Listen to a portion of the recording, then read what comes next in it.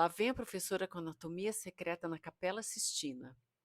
Reconhecido como um dos maiores gênios da Renascença, Michelangelo era chamado de o Divino, mas tinha um temperamento explosivo, era avarento, briguento, tanto que ganhou um nariz quebrado decorrente de um soco que deformou sua face.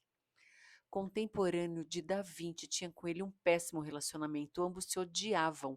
Da Vinci era lindo, vaidoso, cheiroso. Michelangelo estava sempre sujo, mal vestido, mal cheiroso, tudo pelas condições de talhar o mármore. Mas a despeito disso, ele produziu obras de arte magníficas, entre elas a encomenda do Papa Júlio II, a joia do Renascimento, a pintura no teto da Capela Sistina, um trabalho sobre-humano que ele realizou em 4 anos, contra sua vontade e praticamente sozinho.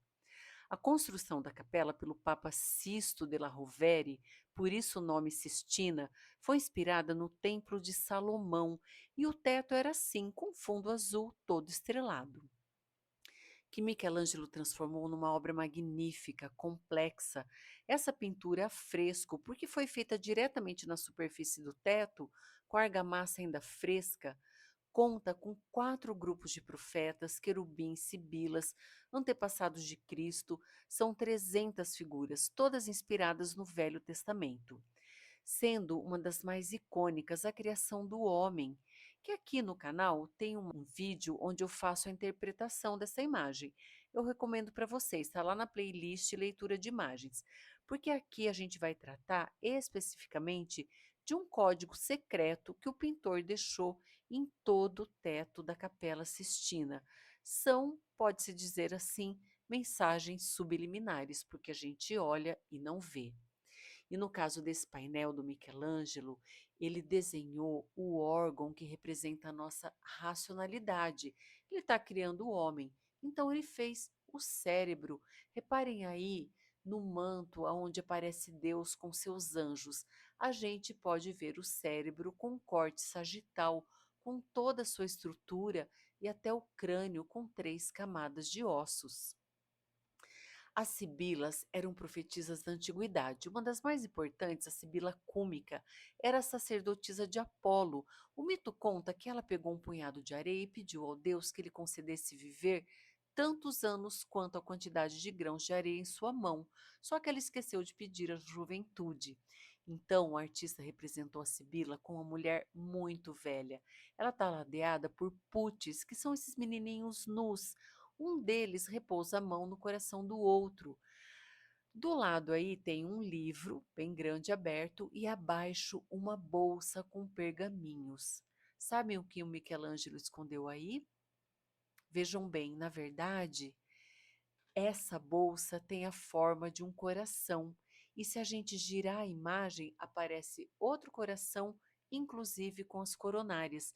Então, o que ele coloca em volta do desenho principal, os puts, os ignudes, eles nos dão pistas do que ele escondeu no seu desenho, então, principal.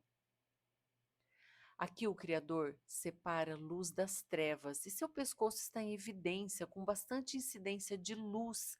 O tronco e os braços formam a letra U, desenhando a anatomia do osso hioide que se localiza no pescoço, justamente aonde o pintor colocou a nossa atenção. No terceiro dia da criação, o Senhor separou a água da terra. Aqui o Todo-Poderoso aparece envolto num manto cercado de guinudes, que são essas figuras nuas. Os que estão embaixo aí, eles estão de costas para nós. Um deles até repousa o braço nessa parte do corpo, aonde se localiza o rim.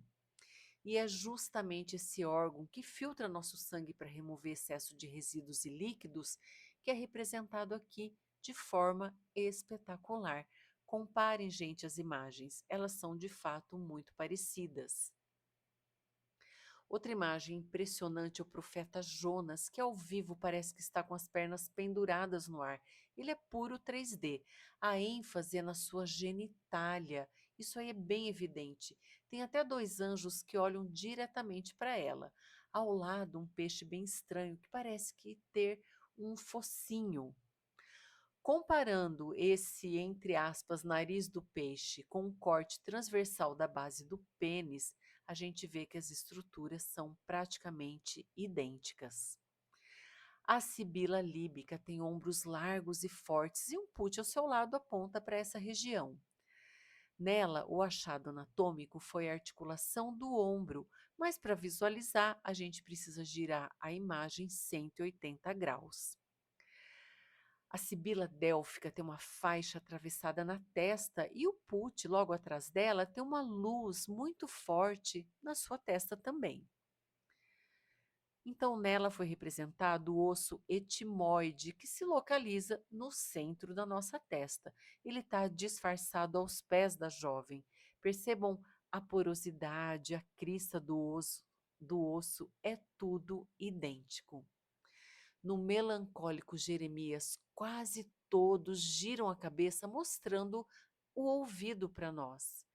Vejam que aí no formato do joelho do profeta, a gente pode identificar parte da estrutura que forma o ouvido médio.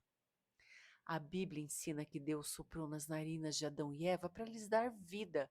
Na criação da mulher, observe o manto de Deus e o tronco em que o Adão se recosta, adormecido.